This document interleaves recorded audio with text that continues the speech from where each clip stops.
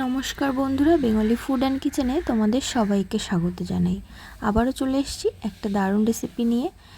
আর এতক্ষণে দেখে তোমরা বুঝতেই পেরে গেছো যে আজকে আমি কি রেসিপি তোমাদের সাথে শেয়ার করব। হ্যাঁ, ঠিক ধরেছো, আজকে আমি তোমাদের সাথে শেয়ার করব সাবুদানা খিচুড়ি রেসিপি। আর এই সাবুদানা খিচুড়ি বানাতে যেটা লাগছে সেটা হলো, এই যে দেখতেই পাচ্ছ, এখানে আমি আলু কেটে রেখেছি, তার সাথে রেখেছি টমেটো কেটে, আর আছে বাদাম যেটা একটু ভেজে নিতে হবে, আর রেখেছি ধনেপাতা, কাঁচা লঙ্কা আর একটা শুকনো লঙ্কা যেটা ফোড়নে দেওয়ার জন্য। আর অবশ্যই সাবুদানা তো লাগছেই। আর সাবুদানাটাকে তোমরা যেটা করবে সেটা হলো, সারা রাত তোমরা ভিজিয়ে রাখতে পারো অথবা 4-5 ঘন্টাও ভিজিয়ে রাখতে পারো।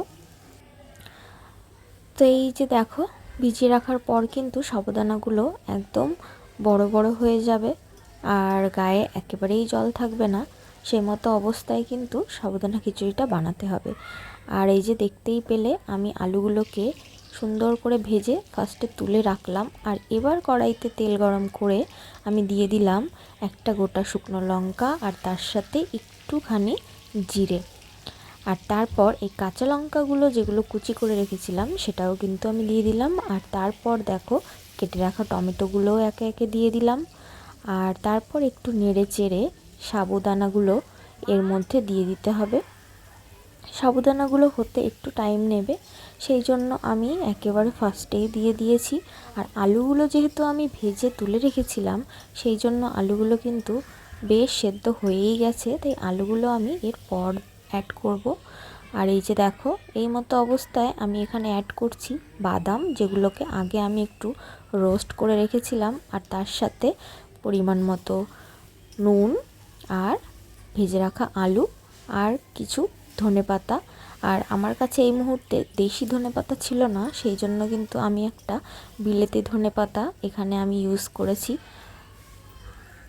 আর এই যে দেখো, এইভাবে আস্তে আস্তে ভাজতে হবে।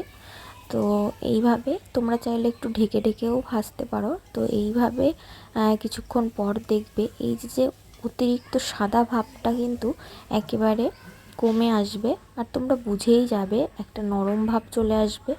তো তখনই তোমরা বুঝতে পারবে সাবুদানা খিচুড়িটা হয়ে গেছে। আর খুবই চটজলদি হয়ে যায়, যেহেতু ওটা জলে অটোমেটিক একটা ফুলে নরম হয়েই যায়, তো ভাজতে বেশিক্ষণ টাইম লাগে না।